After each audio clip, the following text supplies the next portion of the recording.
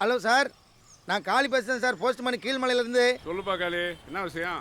என்னத்தை சொல்லுங்கிய, பாடா படுத்துதானுவ. போஸ்ட்மேன் வேலையை தவிர எல்லா வேலையும் பார்க்க சொல்லுதானுவ.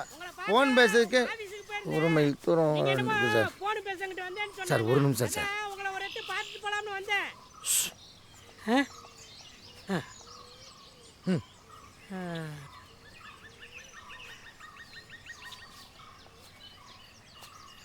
ஹலோ சார், கேட்கா சார்?